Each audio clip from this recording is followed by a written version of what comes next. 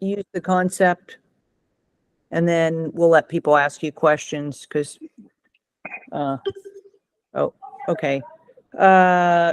Charlie, did you turn on the recording? Somebody did. Yes, that was me. Okay. Okay. So we'll start at 6:35. I'll give it one more minute. No, I got 3 hours to go then. Yeah. I can tell you still have sunshine there. Well, you have sunshine. We have not had sunshine in about 2 weeks. We have a gate at the bottom of our farm that has solar power, and there hasn't been enough sun to charge the gate for us to get in and out. So that's a challenge. Sorry to hear that. The sunshine is going to get over tomorrow afternoon. We're going to get a slam of rain. So, well, don't send it this way, please. We've had enough. No, unfortunately, anything that comes into the West Coast makes its way to the East Coast. So just hoping that it goes up or down, not down the middle, right? Well, let's send it up to all those people in Wisconsin. We have a lot of them on this call. They probably don't want to. Please, no. Yeah.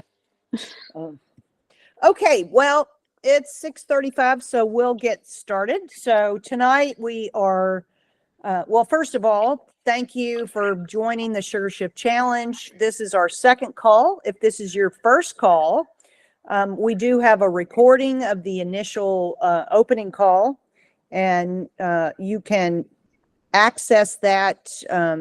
I believe Bridget has been sending out an email that has the access to that initial phone call that talks a bit about the challenge and what we'll be doing here. We have a number of speakers, and tonight we are very fortunate to have Dr. Raul Cano with us. Raul is my partner in crime and dear friend.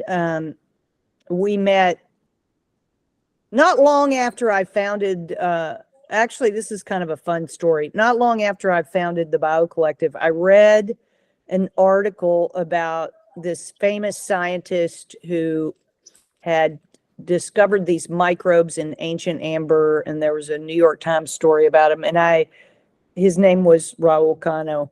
And I wrote his name in one of my notebooks, and I said, I would really like to meet him, but I'm sure he's like too famous. He'll never talk to me. And I sort of kept following and seeing what I could find about him. And then I had a potential investor I was talking to, and she said, I have this person that I used to work with that is interested in what you were doing, and he would like to meet you.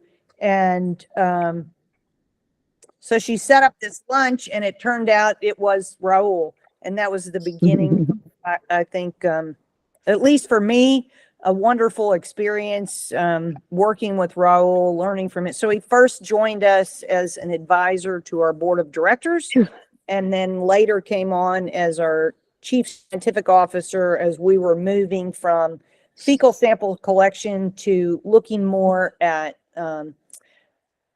building a bank of probiotic strains and doing more on the probiotic side, and also working on our sample controls, True Matrix.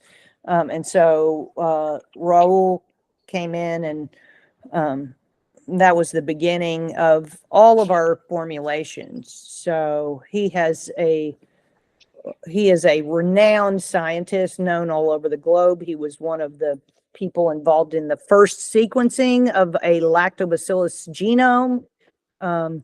He's also a paleo microbiologist, meaning he has experience in ancient mummy microbiomes, and he was the pioneer in developing techniques for reviving these ancient organisms out of amber. And then in our work from looking at the human gut and trying to make probiotics for human health, we talked about the fact that we can't really make the kind of headway we need to make on human health if we don't address the larger population health issues with what we're doing in agriculture with the chemicals. And Raul also had a distinguished career at Cal Poly and was an endowed chair there and was a pioneer in using microbes to bioremediate oil spills. And so we took that concept and said, okay, what we're trying to do over here in the human microbiome, let's look at the soil, let's look at glyphosate, let's look at hydrocarbons and all these pollutants and making formulas for that. And Raul had this collection of ancient organisms, and so restarted a company called Ancient Organics that is doing the same thing for soil that we are doing on the human side. And so maybe after we talk about the human formulation, he can talk a little bit about that, because as I mentioned, I think on the last call, we are actually doing an Indiegogo campaign to raise money for Ancient Organics. So with that, I will turn it over to Raul and let him talk a little bit more about himself and about our approach to formulating probiotics and to our approach to saving the world. Okay, well, good. Thanks, Martha. I keep looking in the mirror to make sure that's the guy you're talking to about. But anyway, from a personal point of view, I am Cuban born. I was born and raised in Havana, in the concrete jungles of Havana, Cuba. And I left from Havana in 1962 on a program called Peter Pan. So you might be interested if you have nothing else better to do, which I doubt. You can just look up Operation Peter Pan, and then you'll have a little more insight on what's going on. It was a real, I think I would probably attribute to that my independence and self-reliance, because I came to the United States as unaccompanied minor, and at the age of 18 we were pretty much turned loose, so you have to make it or break it. So anyway, I served in the military, which gave me an indication during the Vietnam War.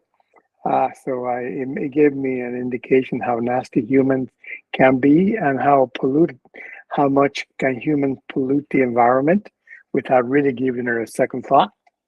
As because the ends justify the means, or so I said. I became educated in Washington State. I got a master's degree and a bachelor's degree in biology with emphasis in fungal biology, mostly genetics. Then I went to the University of Montana and became a microbiologist. Really very grounded education. We did not have really awesome, highly published scientists, but we had excellent microbiologists. I got a pretty good foundation. In 1974, I graduated with a PhD in microbiology, and I went to directly without a postdoc, which is an unusual event anymore. Started as an assistant professor of biology, and of course, I started there. They hired me as a fungal biologist because that's what my PhD was all about. But in about 2 years, I began to realize that fungi, even though they're very important, are then the only thing that drive the planet, and started looking into microbial interactions.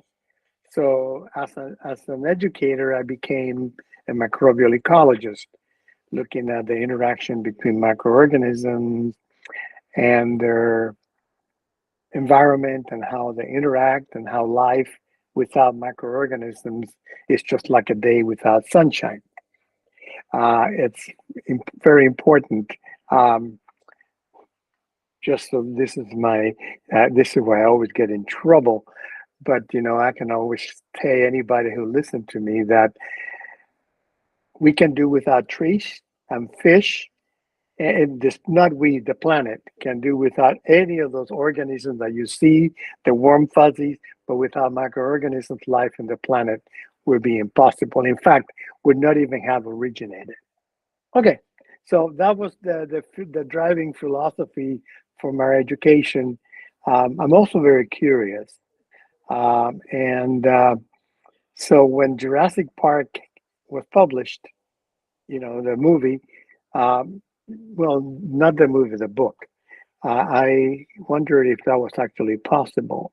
So we started looking at amber sources to see whether or not there was any form of life therein. While I don't think that you can reconstruct a dinosaur from a mosquito bite and trapped in amber, I think we found that there were a lot of microorganisms that survived that and I'm getting to the point. I just like to eat the cookie from the perimeter. That made me famous for all the wrong reasons, but that made me famous. And then a company called Union Oil of California, which is now Chevron, Chevron bought Union Oil. They offered me the opportunity to remediate an environment that had been contaminated with petroleum hydrocarbons in a very lovely part of California in the Guadalupe Dunes, 27,000 acres that were polluted because of really greed and carelessness. So I started applying some of the strategies that I have learned over my then almost 20 years of microbiology life. And we discovered that the microorganisms that were contained in the soil, if properly cared and fed, could actually help resolve a lot of the issues. I think at that time, even though the word microbiome had not been coined yet, we were actually doing microbiome research and evaluating the microbiome of the soils and see how it changed as the treatment became available. The treatment of the soil was carried out by the microbes. So there we are, microbial interactions with the environment in a positive way about remediation. So the transition from bioremediating the soil to bioremediating the human is just a matter of the subject matter. Anyway, I went to work for a company. Actually, I retired because I was tired of teaching the same thing over and over again. And as soon as I retired, I opened a restaurant. And that was the biggest mistake. Well, it wasn't a bad mistake. It was just a small mistake. But it took, eliminated 2 years from my life. But I learned a lot about writing checks. So I quit and I went to work with a colleague of mine in New Jersey, looking at the microbiome and developing methods to evaluate the microbiome. And then ergo, now Martha comes in. I was tired of commuting from California to New Jersey. So commuting from California to Colorado was a lot easier. And, I think we hit it off. We shared common goals and expectations. We shared a philosophy of we are destroying our planet by our greed and lack of sensitivity.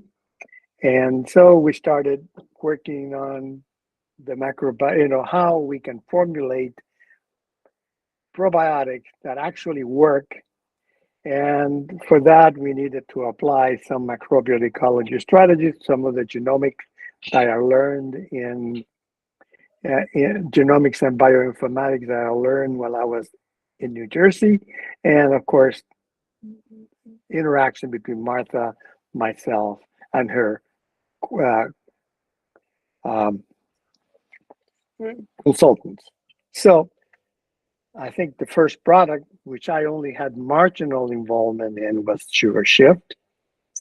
And since then, we've developed 20 plus probiotics formulation that are target specific. And so using our algorithm, which I think we still call the bioflux method. So anyway, I think I cannot speak for the industry broadly, but I know that the probiotics that we developed are probiotics that are carefully formulated based upon scientific data and microbial community interactions. You know, we are predicting what this bacteria or fungi are doing in the gut and how they will improve the microbiome and therefore the human health of the individual. So pretty much that's the long and the short of my career. So from there, we'll leave it up to you to decide what to do next. So you guys can see Raul has a pretty amazing career history. I think let's take some questions for Raul, and then we'll come back to him and talk a little bit about the work we're doing in agriculture and the soil. So if anyone has a specific question for Raul, and then we might also talk about our clinical trial a little bit, because Raul oversaw the clinical trial that we did with Sugar Shift in Cuba. But I know there are a lot of people here who come from Dr. Davis's group and have maybe spoken with Raul before. But if you, the little hand at the bottom of your screen, if you click the hand, you can ask a question. We'll have, okay, so Liberty, I've got a question from you. If you'd like to unmute yourself and ask Dr. Cano your question. Hi, thank you for your time. So how did you decide what to put into Sugar Shift? And especially the yogurt formulation is the same as the probiotic pill. So what went into thinking through what would work there? Well, you know, the Sugar Shift actually opened a door that we had not entered before. And what we did was we established a set of expectations: production of mannitol, fatty acid, short chain fatty acid production, the bypassing of the metabolism of sugar to the mannitol pathway. Those, you know, production of reduced glutathione, anti-inflammatory properties. Those things was a list that we generated before we even talked microorganisms. You know, then we were looking at the types of genetic composition that is required in order to achieve these goals. Then we looked at the microorganisms who had this composition, and then started modeling them to see how the lowest common denominator would interact with each other in a positive way, and at the end of the day, you get what you're looking for. Cool, thank you. So that's this. And then you had a second question. Or no, that was it. Just sort of what went into it, and the yogurt formulation is the same as the probiotic, so I guess it'll make a yogurt too. Was that accidentally? Well, no, that, you know, I don't know. Nothing that Martha or I do are accidental. You know, they're pretty well thought out. You know, the yogurt is an ecosystem. and just like the human gut, a little less diverse, but nevertheless. So, and the bacteria that are part of the probiotic sugar shift are lactic acid bacteria. So it follows that they would do what a, even though, strictly defining, it is not a yogurt, it is a fermented beverage Okay. or a fermented food, but, Right. tomatoes. Right. So, so what the yogurt does is that you're taking a small amount of this bacteria that is in that eighth of a teaspoon, um, yeah, spoon amount, and then you put it in the yogurt and you let it grow for 30 hours or something like that, or 36 or whatever, and then they're actually growing. And Okay. so you're increasing the concentration, and I guess we can use the word titer of the microorganisms in the product, and you'll get the benefit. They will survive just almost as well as in a capsule as they go through the digestive tract, because they are protected by the fats and the protein that Okay. comprise them. Okay. So long story short. Thank Oh, you. sure. All right. Thanks, Liberty. Proffel, it looks like you have a question if you want to unmute yourself.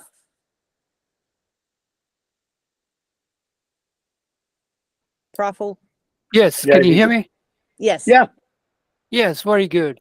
All right. So I was kind of last week I was reading somewhere in Mexico there is some maize plant which are about 8 feet tall, and they have a special kind of a bacteria which collects the nitrogen from the air, makes a gooey substance, and drops it on the ground. And that's how the plant grows taller and taller. Can you do Okay. something that these plants over here in United States, like a wheat and maize and something like that, they can use that technology or whatever? I don't see why not. The question is, I mean, this is just tongue in cheek. The taller the corn, if it doesn't have any more nutritional value than just the height, then it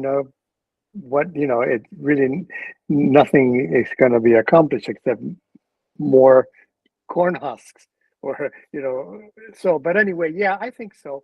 Nitrogen fixing bacteria are all over the world, and I think they play key roles in all of the soils and because that is probably the main source of nitrogen available to plants and to humans, actually, because we get the nitrogen from the via the plants. So yeah, I believe, I agree with you. I think you can. It's very easy to do. Well, yeah, it's not that difficult to grow. Yes, instead of using the fertilizer and everything and just creating all sorts of problem, why not to use a natural? Yeah, that is true. I can tell you, however, that a properly maintained microbial consortium, or I should say, soil microbiome, will accomplish the same as adding a bunch of fertilizers to the soil. I But see. but as long as it is a natural process. Now, the tendency that humans have is, if it works, let's fix it, because there will be, the next thing will be, well, we take it to a laboratory, we're going to genetically engineer, we're going to increase the number of genes that do this, and all of a sudden you don't have a natural organism anymore. So, and I think there are already in the soil microorganisms different species of microorganisms can actually fix nitrogen. In fact, a soil I don't think will be fertile if they didn't have those kind of organisms in there. And we Good, thank you. actually in our and we'll talk about this in a but in the Ancient Organics Paleo Power product, we have nitrogen fixing bacteria in that mixture as well. So we'll come back to that in a minute and talk a little bit about that as well. But Kathy, So that's a good question.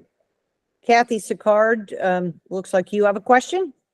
Yeah, I have two questions. So regarding the fermented beverage, we call it in Dr. Davis's group probiotic yogurt. So Progurt is what somebody came up with, and that's what we've been calling it.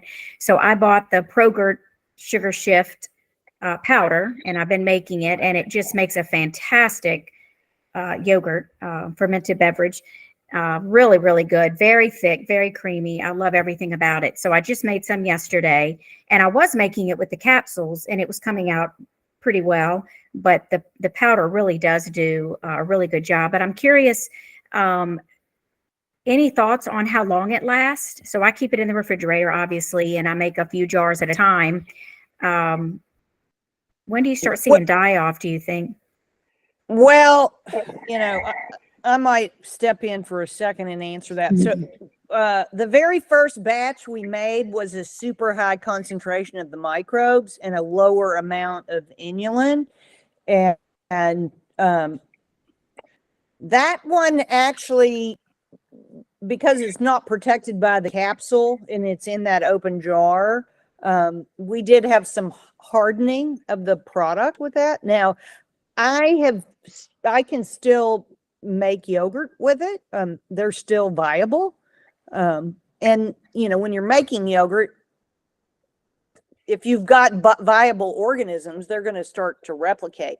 But the second batch that we actually made that closer to what a yogurt culture is like. If you buy a packet of from Cultured Food Life, where they come in the small packets, that has a higher inulin to microbial ratio, and that's probably gonna. I'll let Raul step in here, but that should have a little longer shelf life in terms of not hardening like the first batch. Okay. Okay. I will also add, that there is a tendency to economize and to start using yesterday's yogurt or Progurt to make the next batch. And that works okay for the first 2 or 3 passes. And after that, you don't have the same yogurt. The reason being is that there is an ecosystem. And, there are some microorganisms that begin the fermentation process and start producing the acid, which then allow other organisms to take over. That means that those pioneers are decreasing in proportion, so that the balance of species change. And there's still probably, after the first or second pass, you still have the entire pioneer community, but it will take you longer to get to the same point that you did the first time. And then the third and the fourth and the fifth and the seventh pass, your yogurt changes in personality. And it doesn't have, or potentially could not have, the same health benefits that the original startup. So I know that I saw a label on a yogurt that you can use it up to 6 times. For a yogurt it's okay, but for a medicinal yogurt, I don't think so. Okay. Well, it makes so many. That little jar is, it's going to last me forever. But I just, at some point I thought it's probably not going to be as viable, but it just makes a fantastic yogurt. So my second question is about the probiotic for the soil. I have 2 gardens, smallish, and I bought some and I plan to apply it, but I was hoping to do a before and after test.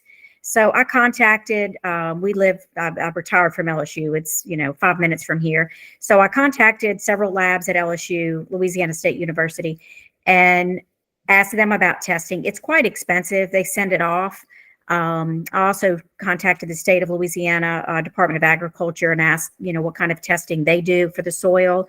Also pretty expensive. They use a third party, and I didn't know if y'all had somebody you could recommend commercially or another university that I could reach out to, because and then the reason being, we live across the river from sugarcane fields, and last year I had some lab tests done with a functional medicine doctor, and I tested a very high level of glyphosate. I took the Ideal Immunity probiotic for 3 months, and also took a glyphosate product that Dr. Stephanie Seneff recommended to me.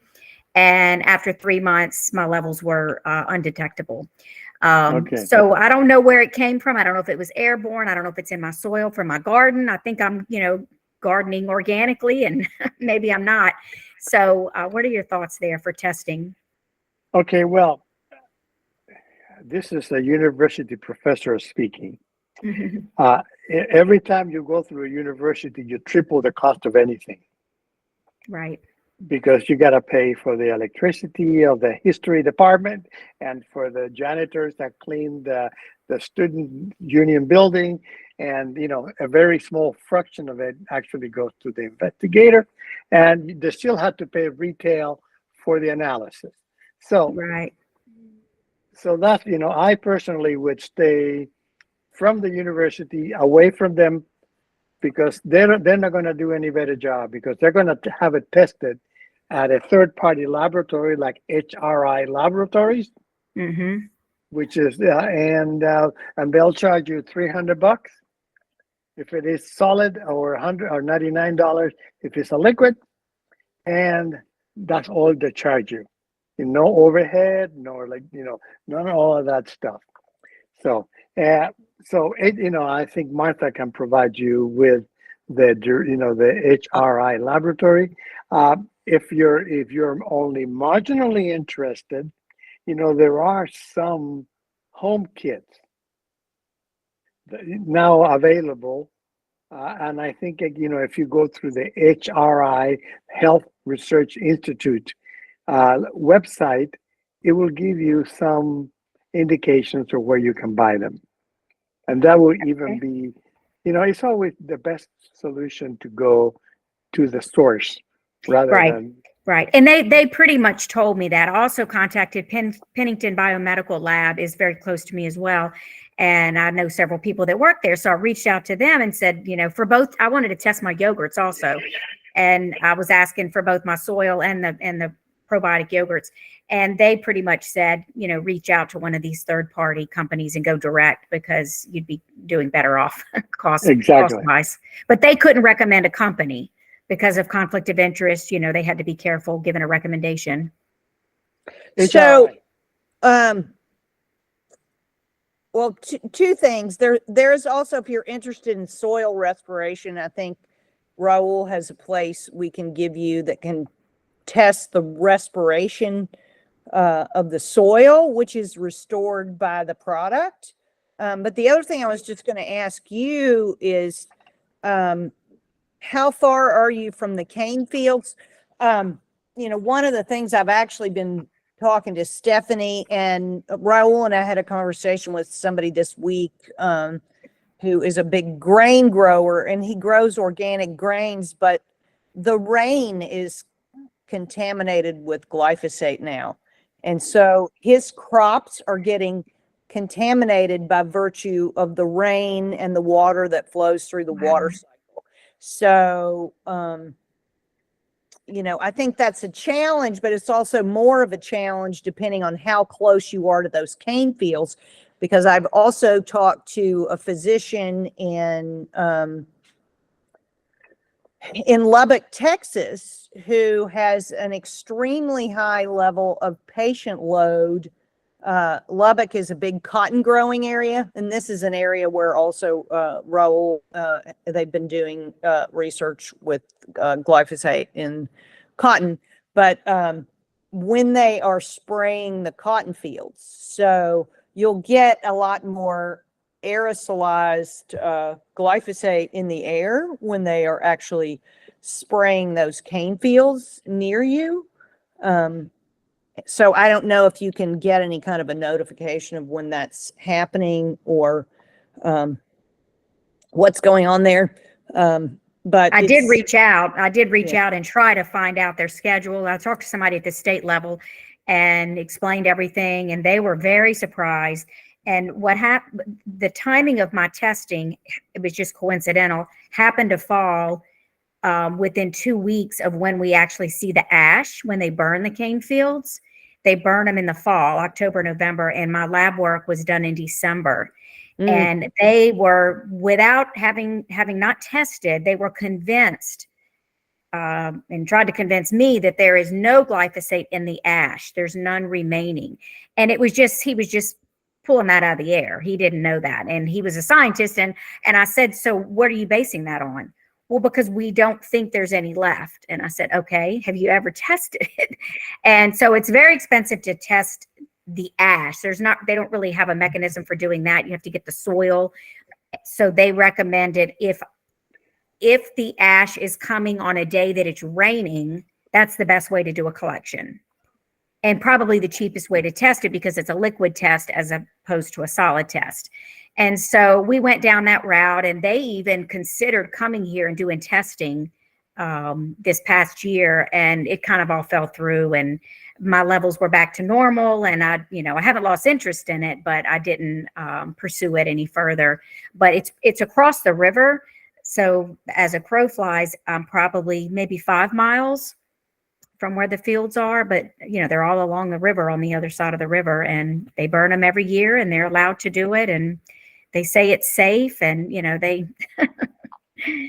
they're spraying and burning. So I'm exposed probably, both ways. Well, thank you for sharing that. And actually, Kathy, I'd like to follow up with you on your data and maybe to see if some of the people in your area might be interested if we were willing to do some before and after testing and give them either Ideal Immunity or Sugar Shift. They both have the glyphosate remediating strain in them because we have some doctors and researchers who are interested in us showing them some urine data that we were able to remove the glyphosate with the product. So I'd love to follow up with you on that. Yeah, that'd be great. I did tell him what I was taking. I was taking the Ideal Immunity, and he was very fascinated. I forgot what his title was, but he was like the head of the Department of Agriculture for the state of Louisiana, and that particular soil division. So he was fascinated. He sounded like he had been doing this a long time and was sort of tired and didn't really want to put a lot of effort into it, but he did seem interested. And then the guys at LSU, 2 different labs, they were also interested, but they're working off of grants and so many projects, and it's a matter of timing of making bandwidth to be able to take on something like this. But I would be happy to reach out again.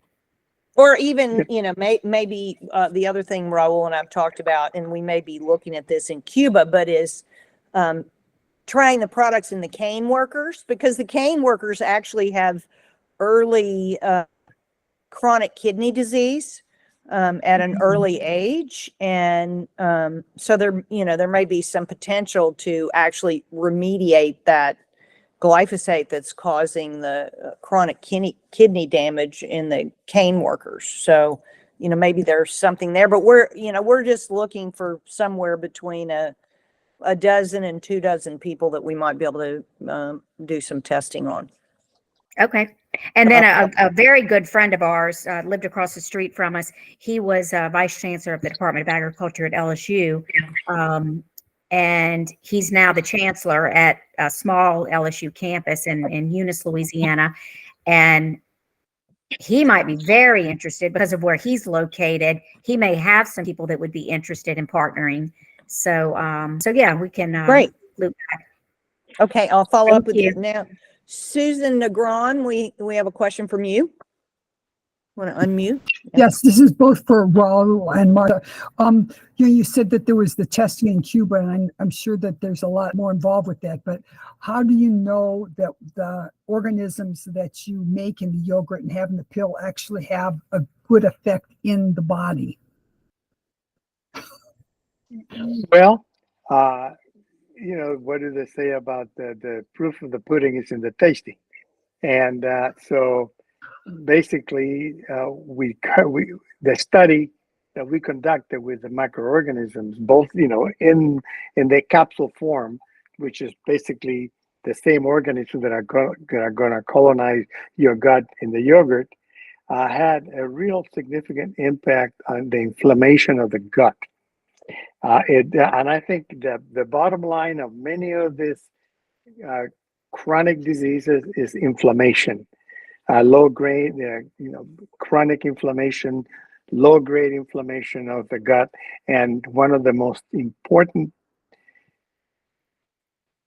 positive effects that sugar shift had in the study of our clinical study was the amount of inflammation in the gut, as measured by a variety of different ways, including endotoxin in the blood, in the serum, and the presence of microorganisms that are producing short-chain fatty acids, which are anti-inflammatory.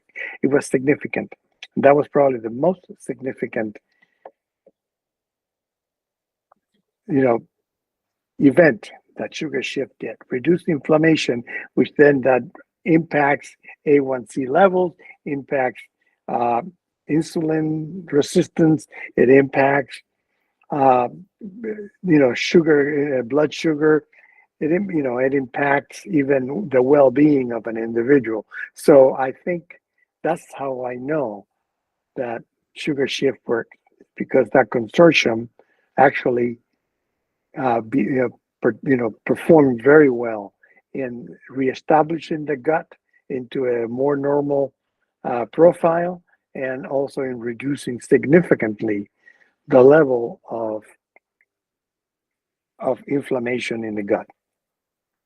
And the follow-up question to it then is, does the sugar shift need to be continued for those symptoms to stay away and the blood results to stay up in the good range? Ideally, that's a great.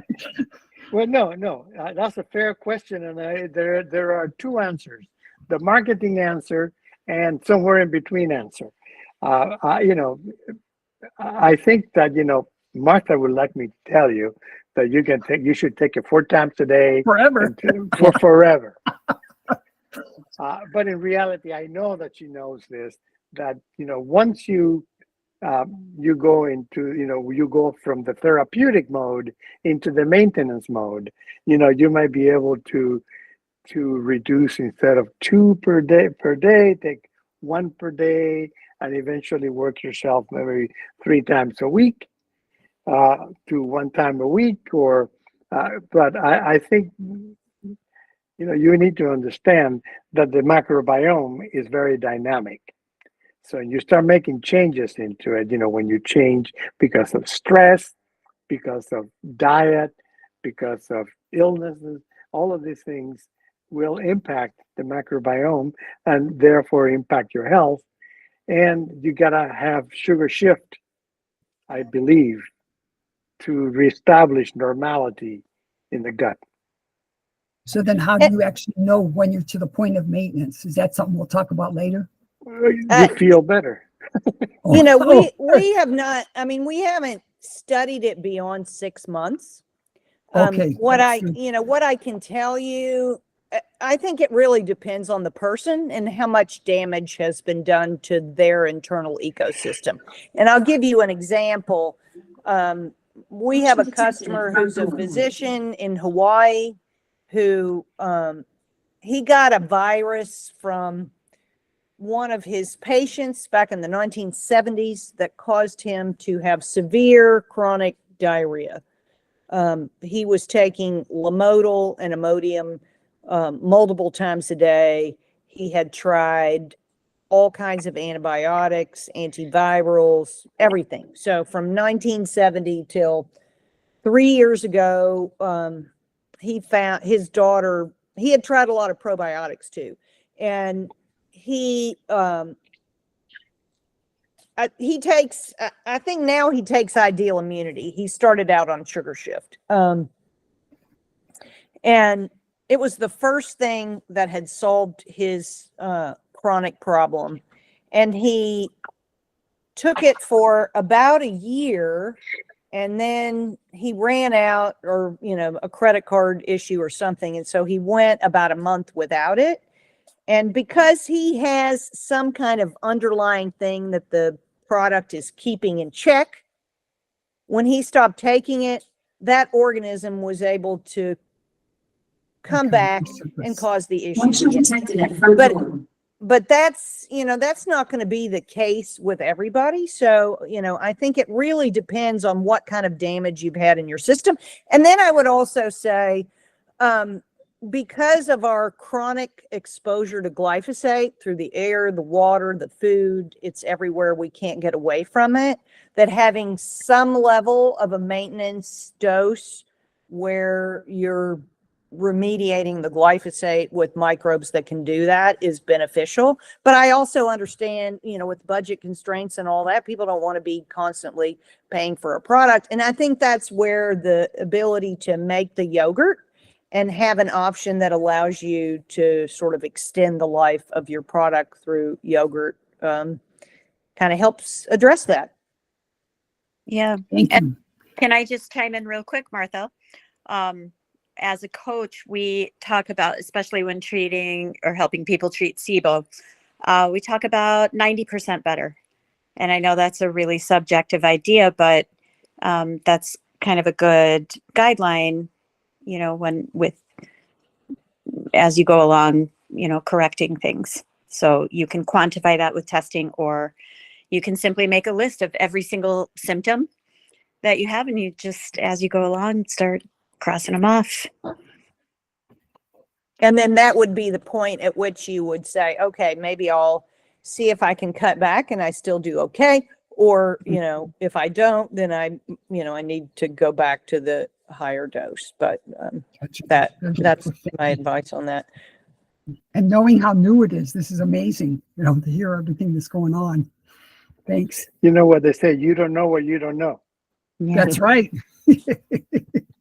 Well, I mean, we're very fortunate to have Raul's deep, deep understanding of microbial ecology and his history of cleaning up hydrocarbons in the environment, because it's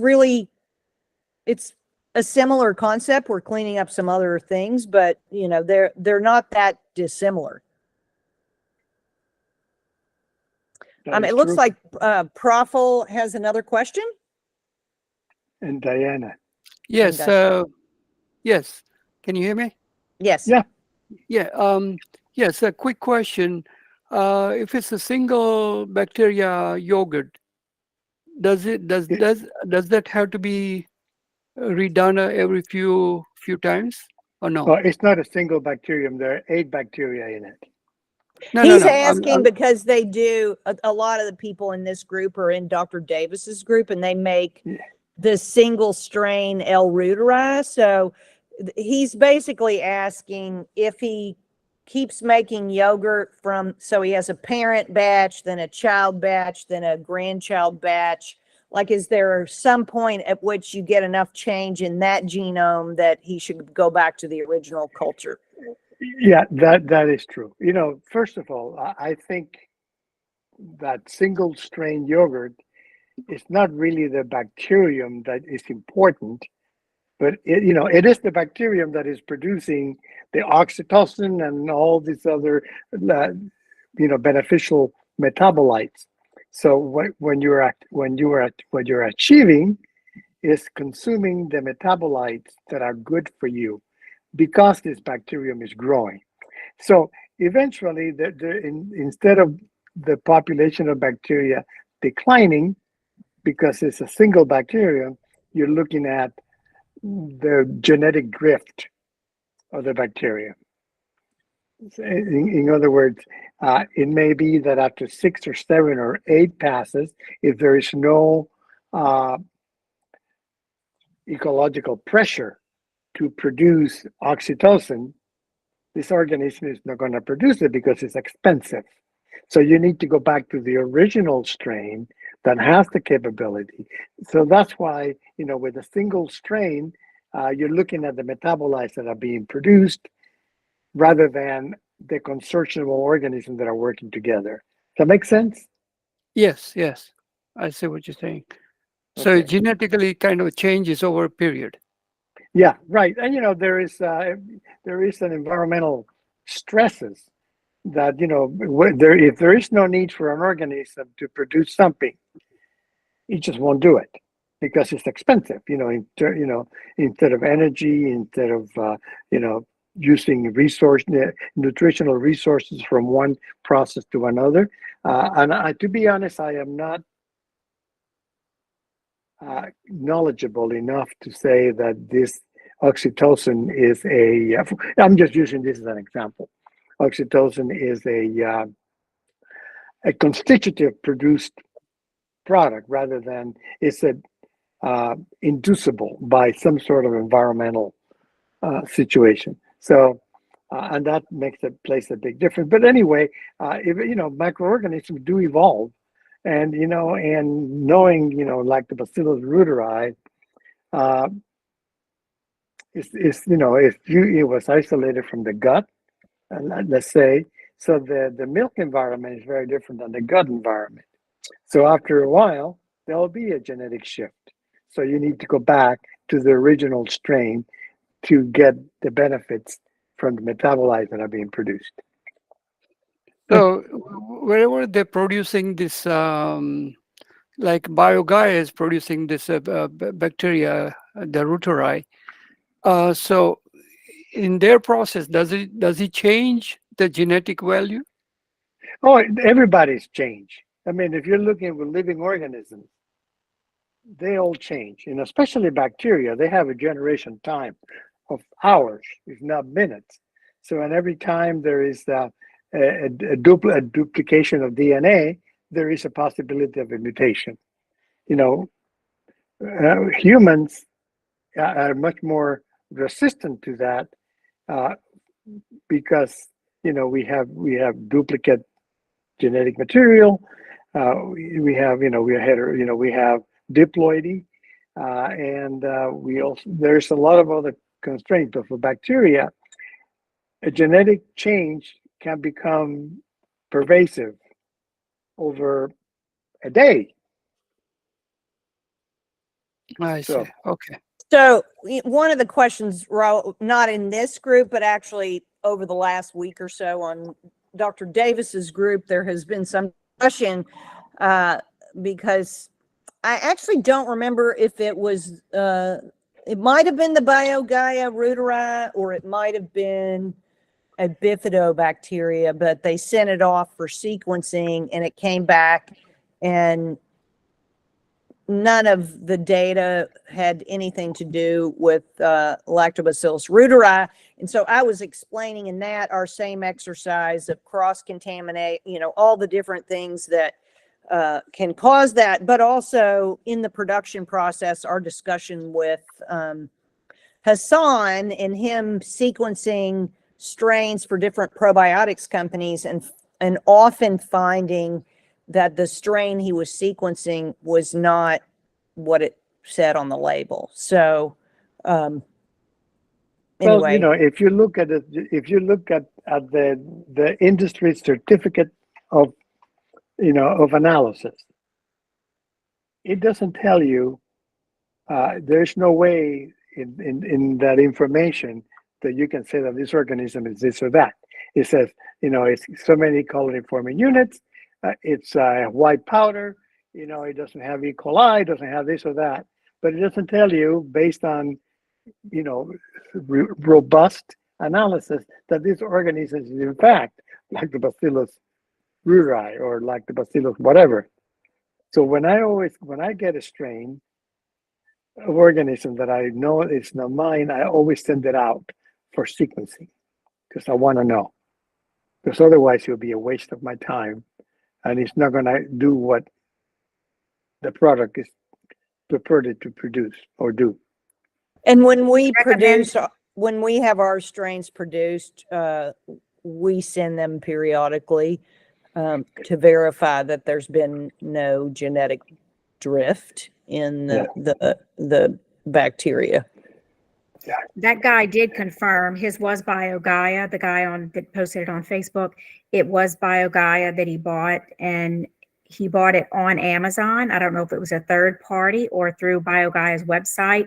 He also came back later and has confirmed that his product was expired. So there were a few variables in there that he is buying it directly from BioGaia and he's going to retest it. But he gave the name of the company he uses. Is there a company y'all recommend that we can do that with? Or is that just available for commercial? Well, there's a lot of companies. I just use a company called Easy Biome, because I know the CEO and I trust him. But the shelf life of an organism, even if it's expired, they may be dead, but they do not change personalities. They don't change identity, or they shouldn't. So you If should they still did- have the genome, and the dead bacteria should still match Right. up. And, okay, so that's not an excuse. Okay, well, that's good to know. It's E as in egg, V as in bear. E as in easy. Edward. Yeah. Here, I'll type it in Go the ahead. chat. Okay, perfect. Thank you. Diana, you have a question? Hi. No, I guess. Hi. I started out taking 2 pills and then it was like, where was it? Like 3 days in. And then I felt like I had a reaction or something. I was just like, I had two massive bowel movements and my blood pressure spiked and I was feeling very uncomfortable, like an inflammation reaction. So I stopped taking it for a couple of days just to recover. And then I started taking it once a day. And I had it just recently, yesterday, I had it again and I'm just like exhausted. But I do notice when I take it, like my gut is gurgling, it's making noises nearly all night. I'm just wondering, do I need to take less than the pill? I don't know why I'm getting this. So there is so Raul was talking about the inflammation markers that we're looking at and the serum lipopolysaccharide. So when you have a higher load of those gram-negative bacteria and it starts to work on those, it will kill the gram-negative bacteria, which then will release endotoxin. So, Raul, you may want to step in here, but that's a reaction you can get in the process as you're trying to clear it up. And so when I talk to people who have an issue like that, I will often tell them to open a capsule and only take half a capsule because they clearly have a higher load of either the SIBO bacteria or gram-negative, and so that die-off process is causing issues. Raul, would you say that's similar, or? Yeah, every time you put something in the body, you're risking some sort of reaction. Okay. Right. And it is mostly dose related. So what I would do, if you're interested in pursuing, walk yourself into a full dose over a month period. Okay. Instead of taking a full capsule, why don't you just do this? Take a half a capsule and put it in milk, let it incubate for a couple of days, and then eat it. And, so that you're training your stomach, or I should say, you're training your microbiome to this new kids in town. And if that doesn't work, then, I'll stop taking it because, you don't need to go to the bathroom every day for 6 or 7 Well, times. it has I helped mean, me it's feel not more fun. regular, but I just noticed like my stomach is talking a lot when I take it. It's like very like, what's That's going on in mostly there? It sounds like a a bar lot fight of or ga- something. So Jen, I don't it's know if you gas. want to, Jen, you may want to talk about the SIBO issue because what I will typically say. So sugar shift is converting glucose and fructose to mannitol, but mannitol is still a fermentable sugar. So if you have the SIBO bacteria in your small intestine, the mannitol can still be fermented. So that can be what's going on, and you may need to do some other things to address the SIBO first. And Jen, I don't know if you're still on, if you want to make a comment about that. I Yeah. know that's talked about in Dr. Davis's group a lot too. Yeah. Yeah. I'm here. Can you see me okay? Yep. You hear me? Okay, great. Well, number one is I would say maybe try a binder as a first step and just see if that helps with the symptoms of the die-off. Okay. So a little activated charcoal, or there are other, fulvic acid, bentonite clay. There are a bunch of them, but activated charcoal is least expensive. It's not too harsh for you. You can that helps people, and you just take that as needed, not something you'd hopefully need every single day. But if you're treating SIBO and want to take the sugar shift, and I think, Martha, that's more where you're headed with this, just separate them. Whether it's the SIBO yogurt, and we've moved away from the 3 species SIBO yogurt. We're doing it a little bit differently. And now if we're talking about making yogurt a little bit more frequently from the original probiotic, that's still very doable. We like that approach because it's food and it feeds you. And I know with SIBO that simply eating can be such a challenge. What should I eat? And the yogurts, actually, if you tolerate them, give us a really nice place to start. Okay. Thank you. Martha, is that, I mean, Yeah, that's great. somebody's Yeah. taking antimicrobials, that's always I never quite know if that's the correct way to go. It's sort of like having a humidifier and a dehumidifier in the same room. At least that's how it feels to me. But if there's a proper amount of time separation, then I do think that can work out. But I think for your purposes, Diana, I would just do the slow titration, and Raul's recommendation of putting some in milk, and then you can just eat a small amount. You can just take a teaspoon of. You can start with a teaspoon of the yogurt and build yourself up that way. But I do think what you're describing is kind of 2 things. One is the die-off, and which the binder can help, and the other is just the SIBO itself and the bacteria that are able to ferment all of those sugars. Okay, I'm just gonna I understand kind of what you're saying, but I'm still learning. And I'll try. I mean, what he said makes sense about mixing it in the milk and then trying it that way. I just don't want to have these reactions every so often, or it does just feel like my body's just trying to evacuate more than what it can. So, but I do feel better, except for when I have that happen. Okay. But Okay. And if you want to, if you, between now and the next call, if you have more questions, I mean, just, you can, email, I'll put my email in the chat. Okay. And you can, email with a more direct question, so you don't have to wait between. Okay, I appreciate that. Just for your information, we had 2 incidents of bloating and gas in the clinical trial, and just simply a change in the diet helped. Okay. What did they change? They changed from less beans to more non-bean protein.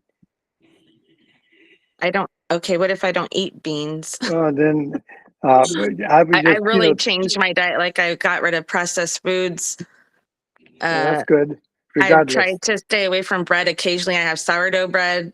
I mean, I've given up a lot. I feel like I've pretty drastically changed. I mean, I've lost 40 pounds. I lowered my cholesterol, my triglycerides. I don't know. I mean, I still have more weight to lose and I want to get better, but I have metabolic syndrome. So yeah, I am inflamed. yeah.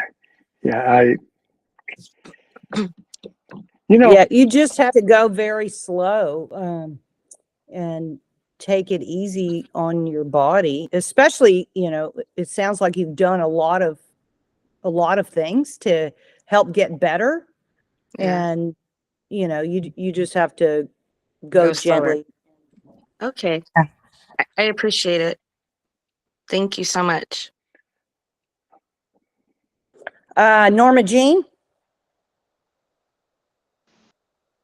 Hi. I just want to go back to my stool testing that I did. And I did that after I had done the sugar shift I did the 6 months from January to the middle of June, the challenge that we did. And before that, I was taking sugar shift for probably 3, 4, 5 months and even making yogurt out of it. But when I had the stool testing done, which was after the 6 month sugar shift challenge, I didn't have any of I don't think I had any of those keystone species show up in the microbiome testing. And when you mean keystone, do you mean from the probiotic, or are you talking about things like Roseburia and bifidobacteria? I did the Biome FX. So, I'm like looking at it on my phone, like looking at the report. I was trying to look at all my bottles of like sugar shift and ideal immunity and whatever. You're actually probably not going to see the bacteria from the probiotic. And Raul, maybe you want to address this. It was there were a lot of things that were just not detected at all, and I had like a lot of E. coli and a lot of Akkermansia muciniphila, and a lot of proteobacteria. So, I know I have SIBO. I've treated it with the microbial stuff, the Candibactin, like probably 5 times. I've been doing Dr. Davis's program for 10 years. I still have SIBO. So I'm trying to figure out what to do to get rid of the excess of the E. coli, the excess of the Akkermansia. And the Akkermansia, which was a weird thing, like I did take I bought 1 bottle of Pendulum when we first started talking about Pendulum way back in Dr. Davis's group. I want to say it was in 2021. And I only took the 1 bottle. And I figured I probably didn't have any Akkermansia just because I had taken the antibiotic. I had taken penicillin every day for 20 years. So I was kind of surprised when that showed up because I hadn't taken it since 2021. And yet I have, like the Akkermansia, I have like 10 times what you're supposed to have of Akkermansia.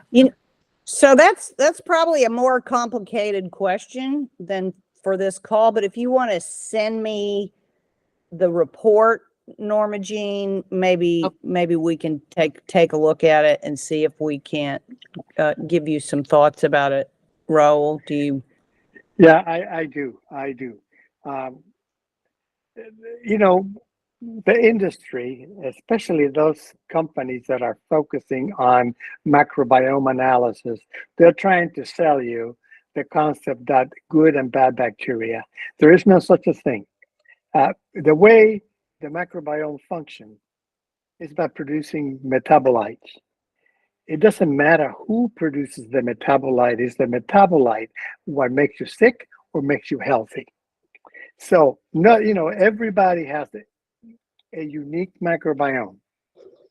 So there are no good guys, no bad guys. You may have a microbiome that has it's 5% Akkermansia versus a 0.8% relative abundance. You may not have, you have a bunch of proteobacteria.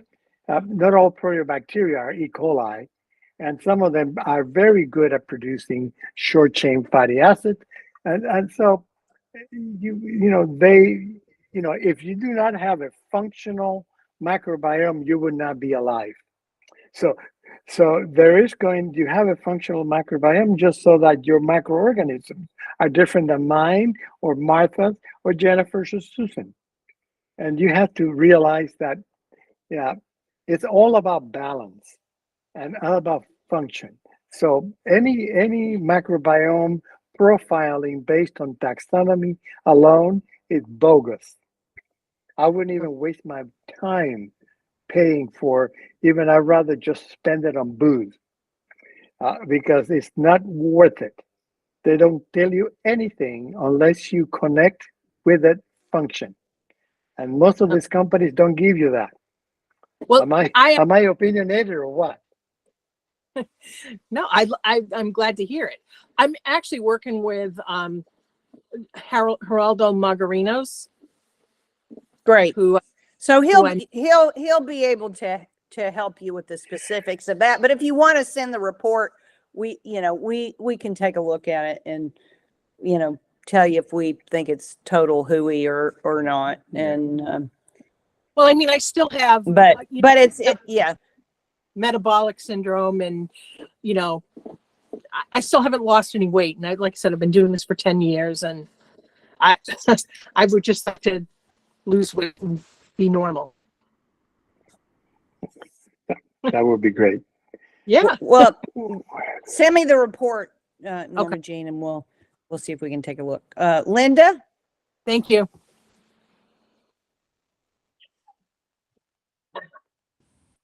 Martha, hi, I'm Linda, and I'm the coconut yogurt lady. I sent you a recipe a couple of weeks ago, and I'm wondering if you've been able to try the coconut yogurt, because I think a lot of the problems here could be solved by getting away from dairy, because I'm running into so many people in my work who just, especially younger people, who simply cannot tolerate dairy at all. And including my daughter, who's had UC for 20 years. I'm just wondering if you had a chance to try my recipe. And I think the coconut yogurt I made with Sugar Shift was one of the best yogurts I've ever made. And I've been doing it for 7 years. You need to share the recipe with me. Yeah, me too. So I have not, because I have the wrong kind of coconut. So I have 1 can of the Thai coconut milk and I need 2, and I haven't been to the grocery to get the other can, but it is on my list to make this weekend, because I had 3 more people ask me today about coconut yogurt, and I'm like, okay, I have to make it this weekend, and I have to make a video and show people what I did. So that is my plan to do that this weekend. Great. Any good coconut milk, like Native Forest is a good brand. It doesn't have to be Thai organic. That's just something I happen to buy at Costco. Well, I do have the Native Forest, but I thought maybe the difference, because the Native Forest separates more than the Thai, and so I was like, I didn't know if it would work. It's probably the amount of agar, but I think if you combine the two, it'd be just fine. Okay. Good luck. Then I can Linda, probably do it sooner. Linda, can you pop your recipe into the chat? I have a recipe as well, but I'd love to see yours. I'm from the SCD world, and I use the SCD method of making yogurt. If you're familiar with the specific carbohydrate diet, I will try to find that, and I'll put it in the chat. Okay, thank you. And I Perfect. have it in my email, so I can also have Bridget send that out. Okay. And then we have Jennifer is our last question, and then I'm going to let Raul tell us a little bit about our Indiegogo campaign and the ag Raul stuff. need to go cook. And he has to go cook his dinner. Oh. So a quick question Go for from Jen, and then Raul, Yeah. you want to tell us a little bit about the Indiegogo campaign and the ag work Yeah. we're doing, and we'll Well, let you you know, go. you can probably tell them more about the Indiegogo than I can because I've been staying out of it as much as I could. You know, so yeah. Jen? Yes, Jennifer. Well, I don't want to open up a can of worms at the last minute here, so I can take a pass. No, what? Just and- open a can of worms. Don't worry. Well, given your work with in the fungal world, I have a real fascination with people. I work with a lot of people who have mold illness and SEERS and sometimes, you know, chronic Lyme and that relationship to SIBO. And I'm not sure I quite understand if it's a chicken and egg scenario where maybe a non-resilient microbiome makes you more susceptible to mold illness, or is it that we all, you know, are exposed to molds and mycotoxins and then there's a point where we just aren't anymore?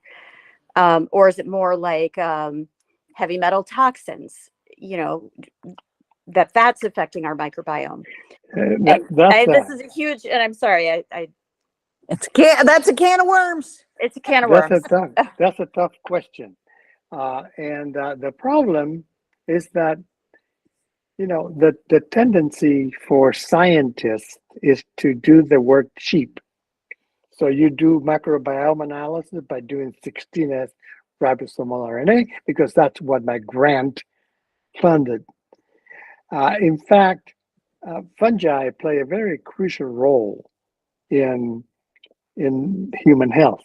I mean, they're just, you know, they're part of, you know, I'm thinking when you talk about fungi, not filamentous fungi so much, but yeast. Yeast are crucial. The production of vitamins, the production of certain carbohydrates, you know, all that information is very valuable. So it's just when the microbiome gets out of whack, just like with vaginosis, when the microbiome gets out of whack, then you have yeast or some other organism take over. So the idea is to maintain a balance. And, you know, I would probably think that there's a little more insidious causes to SIBO than just the presence or absence of fungi. I think there might be more than a misbalance of the microbiome. That's what I think. Are fungal species, is it the same idea as bacterial, which is that what you said, there aren't bad bacteria? Is that true of fungal species as well? Well, you know, fungi just like bacteria. They only have one thing in mind: reproduction, at whatever cost.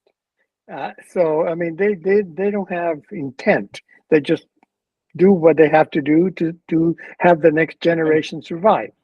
And so, you know, that's why I said there are no bad or good bacteria. Yeah. It's just, that is a subjective attribute. You know what I mean? I think so. You know, from my perspective, you're bad, but maybe from somebody else's perspective, you're good. Yeah. You know, and so, you know, when talking, some people are terrorists, some are freedom fighters, the same individual, depending two different points of view. So, Yeah. so I'm a little bit of a philosopher when it comes to that, but so, you know, maybe we can have a conversation offline sometime. Sounds great. Makes sense. So just so we can let Raul wrap up. So we do have Ancient Organics is our agriculture company. We are launching an Indiegogo campaign to raise money for Ancient Organics. It has a product, Paleo Power, which is the same product basically that we have in the small yield and shield that we sell on our website. And have done some tremendous research in cotton, in grapes. In the grapes, we've shown that it remediates the glyphosate in the soil as well as the grape itself. In the cotton, we've got great data on reduction of glyphosate, on restoring soil respiration, on restoring microbiome diversity. In the early research that Raul did, we showed substantial decrease in glyphosate in his small scale tomatoes and peppers in the studies he did there. We've done alfalfa. We've done multiple corn, soy, you name it, hemp. We've done all of these products, and we've looked at glyphosate remediation. We've also looked at yield. The cotton work had a 25% increase in yield, but we're a tiny little company, and we're fighting the agricultural giants who are actively poisoning us and control access to the market and access to capital.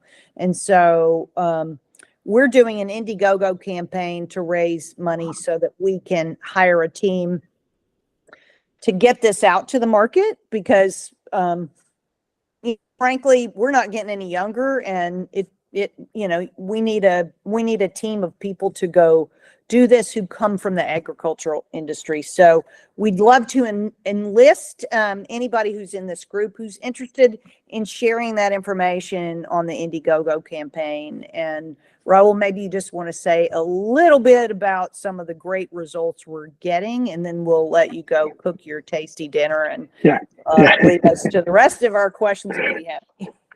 Today is Taco Tuesday. Anyway, basically, this product, which you call Paleo Power, functions in exactly the same way as Sugar Shift does.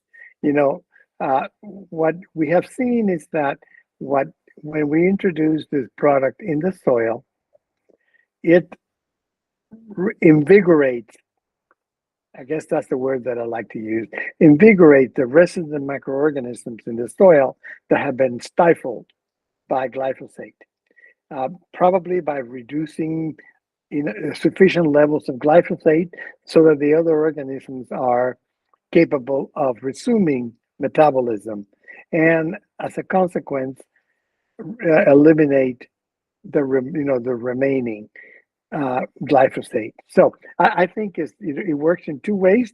It improves.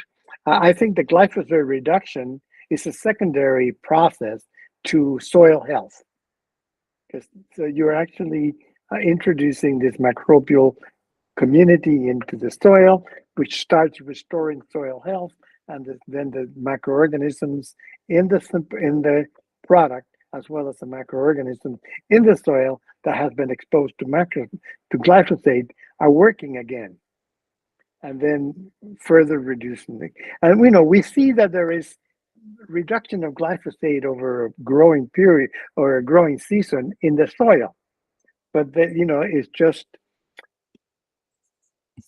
half or a quarter of the rate that we see in cotton, in corn, in grapes. One more. Hemp. In the hemp. Exactly. So here we are, a product that actually, it's just like the Sugar Shift of soil. And I'm saying that not just to make Martha happy, but it is in fact that, based on what I learned from the clinical study, this is what's happening in the soil. So, well, thank you, Raul, for joining us tonight, for answering questions, and also thank you for being my partner, my friend, my teacher, my so many things you are to me, and I cannot thank you enough. And I'll let you go make your tacos, and I'm sure I'll talk to you tomorrow, but we appreciate you. Okay, thank you. Nice to meet you all. Thank you. Thank you. Bye-bye. Bye. Okay, so that was okay. We've got a few more questions, and that's what I was going to say. We can also take any Sugar Shift Challenge questions now, or if you have anything else you want to ask. So it looks like Denise, you have a question. You have to unmute.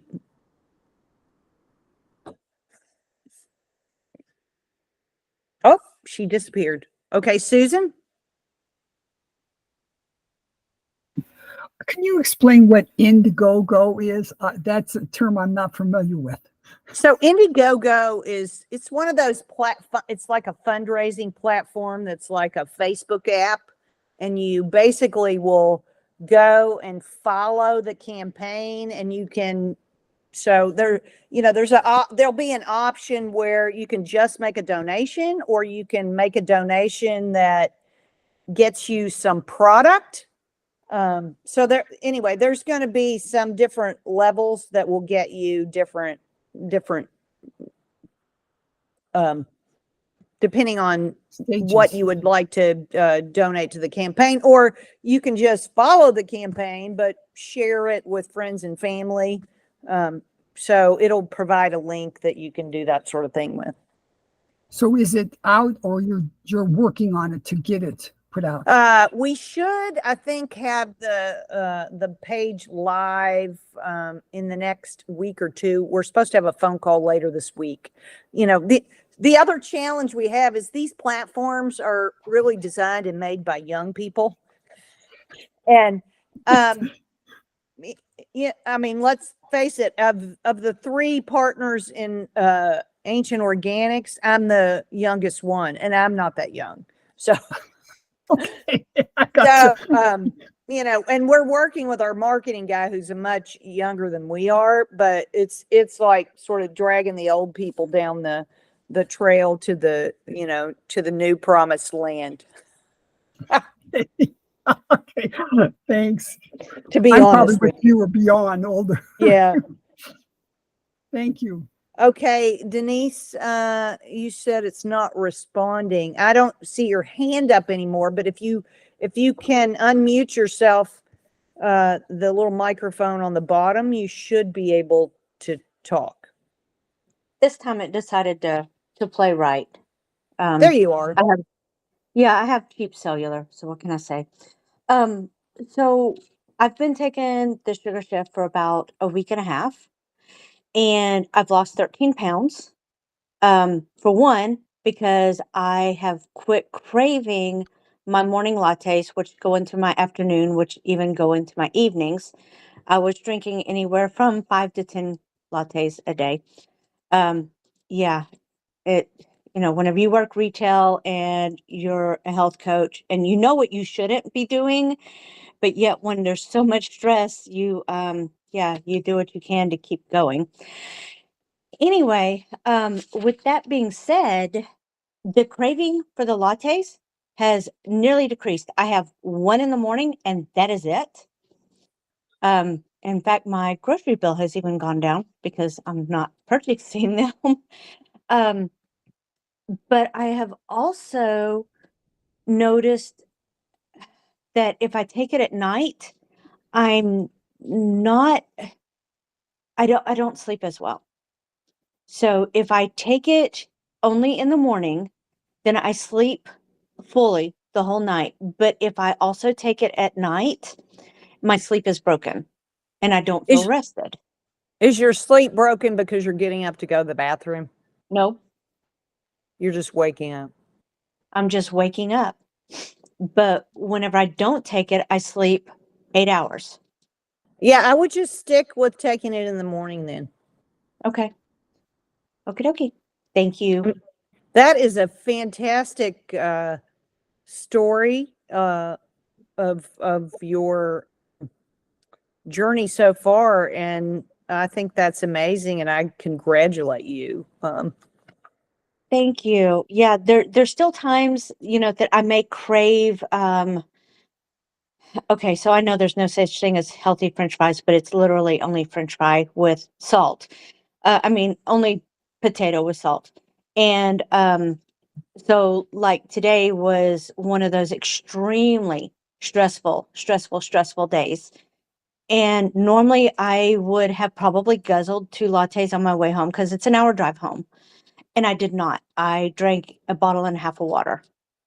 And, so yes, I had a handful of the fries that I air fried, but I also had healthy fats with it and, protein and all of that. And it's like my body is craving the healthier stuff now.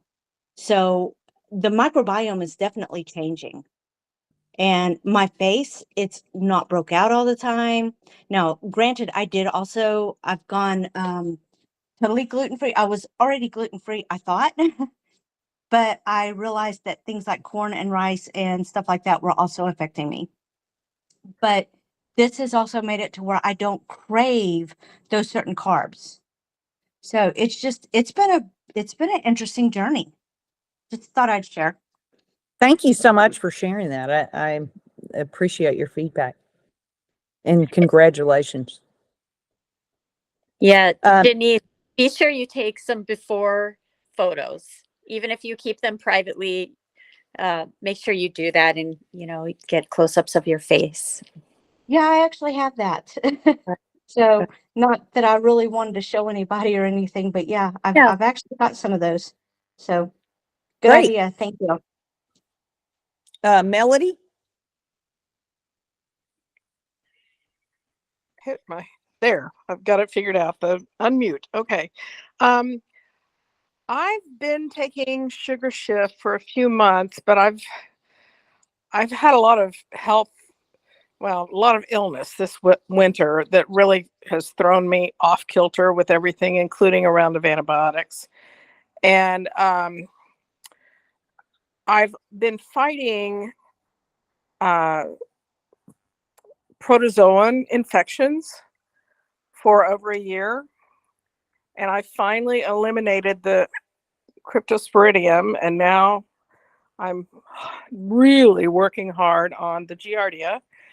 But I'm wondering, on taking the Sugar Shift, I'm throwing everything I can at it, but some herbal essential oil treatments. And how do I need to separate that from, or do I need to separate that? Yeah, I would separate the Sugar Shift by an hour or two. I would say 2 hours, but if it's too difficult to do that, at least an hour from those products. And my habit in the morning is basically I usually don't eat until like noon. And then I have dinner about 5. And so is it better for me to wait and take it with, one with each meal?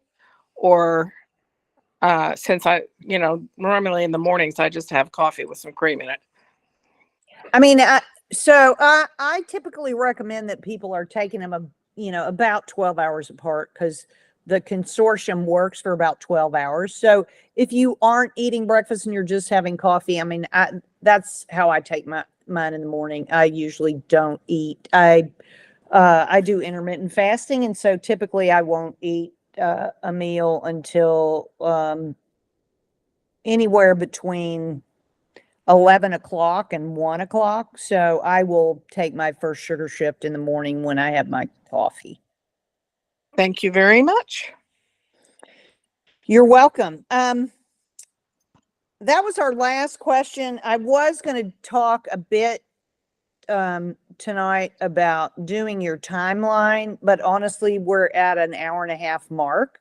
So I think that we will save that for our next meeting. And maybe Jen actually has a template that we may go ahead and send out with the link to the video replay. If people want to start to think about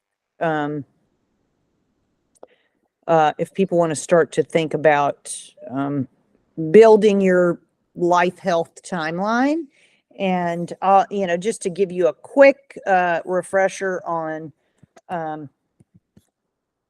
the timeline. This is a a visual rendering of John's timeline, and so we'll talk a little bit about these colored categories and how that will translate into the template that Jen has. But if you want to just start thinking about your life story, because our life story is really what informs what our ecosystem is like today.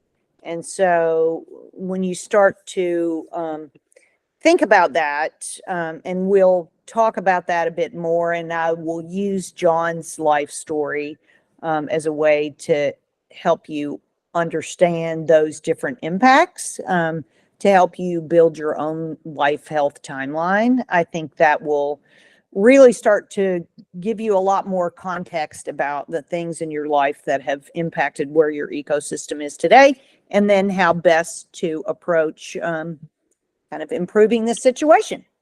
So with that, I'll thank all of you for joining tonight, and for your great questions, and just for being part of the challenge. We appreciate you so much. We'll see you in the Facebook group before our next call. Thanks, everybody. Thank you. Thank you.